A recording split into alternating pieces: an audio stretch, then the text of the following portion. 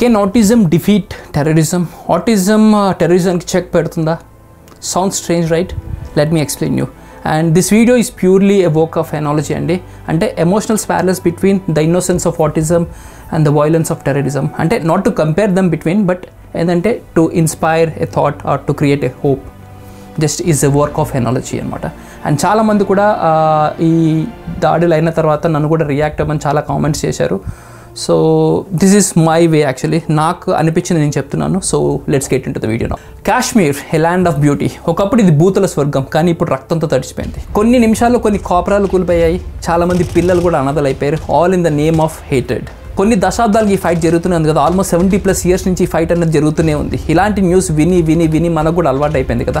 భారతదేశం మీద ఉగ్రవాదుల దాడి, ఇంతమంది చనిపోయారు, న్యూస్ ఫ్లాషెస్, హెడ్లైన్స్, ర్యాలీస్, రాస్తారోకలు, క్యాండిల్ మార్చులు, సోషల్ మీడియా ప్రొటెస్ట్లు, పోస్టులు, హ్యాష్ట్యాగ్లు, ఇంకా న్యూస్లో డిబేట్స్లు, ఆకాశంలో యుద్ధ విమానాలు, ఇంకొక news, and then we move on.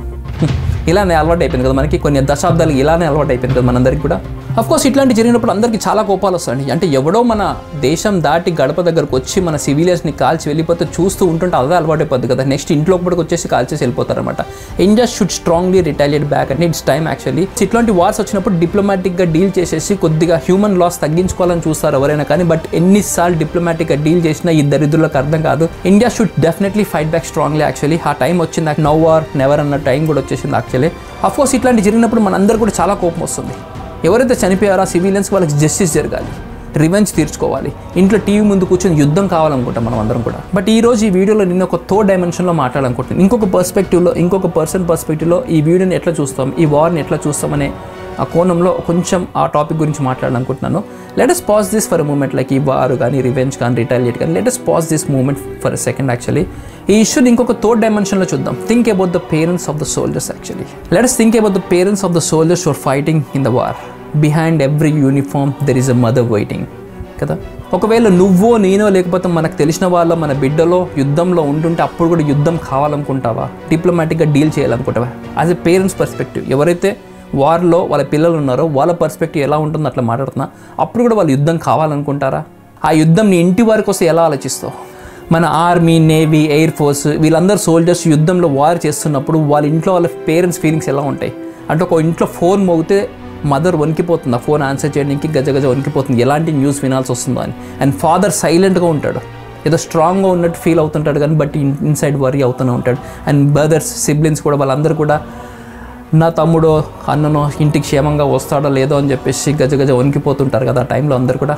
మనం అందరం కూడా వాళ్ళని సోల్జర్స్ లాగానే చూస్తాం, but parents see them as children. అక్కడ యూనిఫామ్ వేసుకొని యుద్ధం చేస్తున్న ప్రతి సోల్జర్ ఫ్యామిలీ కూడా పీస్ కోసం సైలెంట్గా ప్రే చేస్తుంటారు కదా. Of course when it comes to national security and integrity, యుద్ధం జరగాల్సిందే. యుద్ధం అనివార్యమైనప్పుడు చేయక తప్పదు, చేయాల్సిందే. అండ్ నేను సోల్జర్స్ ఫ్యామిలీ పర్స్పెక్టివ్ మాట్లాడుతున్నా కానీ సోల్జర్ పర్స్పెక్టివ్ కాదు. సోల్జర్స్ ఎప్పుడు అప్ ఫ్రంట్లో ఉంటాడు, యుద్ధం ఎప్పుడు వస్తుందో, మన దేశం గురించి ఖచ్చితంగా ఫైట్ చేయాలి, దేశం కోసం నిలబడాలని చెప్పేసి ఆలోచిస్తూ ఉంటాడు. చాలా ఇంటర్వ్యూస్ చూశాను, చాలామంది సోల్జర్స్ కూడా అంటే రిజర్వ్ సోల్జర్స్ ఉంటారు, ఎప్పుడైతే రిటైర్ అయిపోయి ఇంటి దగ్గర వచ్చేసి ఉంటారు రిజర్వ్ సోల్జర్స్ అంటారు. వాళ్ళు కూడా ఎప్పుడెప్పుడు కాల్ వస్తుందని వెయిట్ చేస్తుంటారు చాలామంది సోల్జర్స్ కూడా. Salute to them. అండ్ అప్పుడప్పుడు నాకు నేను ఈ క్వశ్చన్ వేసుకుంటా ఉంటా, ఆ యుద్ధం అక్కడ బార్డర్లో జరుగుతుంది కదా, ఆ బార్డర్లో జరుగుతున్న యుద్ధం నీ ఇంటి వారికి వస్తే నువ్వు ఎలా ఆలోచిస్తావు, ఏం చేస్తావు అని చెప్పేసి. మీరేం చేస్తారు?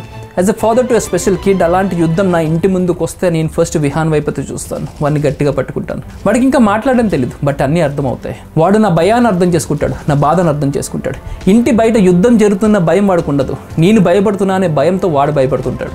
And that moment it hits me. అందుకే స్టార్టింగ్లో నన్ను గుర్తుందా, can autism defeat terrorism, autism టెర్రరిజంకి చెక్ పెడుతుందా అని చెప్పేసి. అలా ఎందుకన్నానంటే యాక్చువల్లీ స్టాట్స్ చూసుకుంటే, ఆటిజం రిలేటెడ్ స్టాట్స్ చూసుకుంటే 1 in 36 చిల్డ్రన్లో ప్రతి ఒక్కరికి ఆటిజం అని ఉంది. ఇంకా 15 to 20 yearsలో 1 in 2 children will have autism అని చెప్పేసి ఉంది. ఈ స్టాట్స్ బేస్ చేసుకొని ఆటిజం టెర్రరిజంకి చెక్ పెడుతుందని చెప్పేసి అన్నానండి. ఓవర్ ద పీరియడ్ ఒక 15, 20, 30 years తర్వాత చాలామంది ఆటిస్టిక్ కిడ్స్ ఉంటారు. Autistic kids are very pure hearts అంటే వాళ్ళకి ప్రేమించడం తప్ప ఇంకేం తెలీదు. అందుకోసానికి ఈ ఆటిజం అనేది టెర్రరిజంకి చెక్ పెడుతుందని చెప్పేసి అన్నాను అనమాట. అప్పుడప్పుడు ఇలాంటి వార్ జరిగినప్పుడు యాజ్ ఏ ఆటిజం కిడ్ పేరెంట్గా నాకు ఆటిజం కిడ్ ఉన్నందుకు నేను గర్వపడుతుంటాను, హ్యాపీగా ఫీల్ అవుతుంటాను. టెర్రరిజంలో గన్స్ ఉంటాయి, బట్ ఆటిజంలో ఓన్లీ హగ్సే ఉంటాయి. టెర్రరిజంలో బిలీఫ్స్ కోసం ఇంకొకరిని చంపుతుంటారు, బట్ ఆటిజంలో the believe only in love. So can autism defeat terrorism? Maybe yes. మాటలతో కాదు, నియమాలతో కాకపోవచ్చు, వెపన్స్తో కాకపోవచ్చు, బట్ ప్రెజెన్స్తో, ప్యూర్ హార్ట్తో, untouched by hate. Maybe that's how the peace begins. ఒకవేళ యుద్ధం అనివార్యమైతే ఏ తల్లి ఏడవకుండా, ఏ బిడ్డ అనాథ అవ్వకుండా యుద్ధాన్ని గెలవాలని కోరుకుందాం. జై హింద్.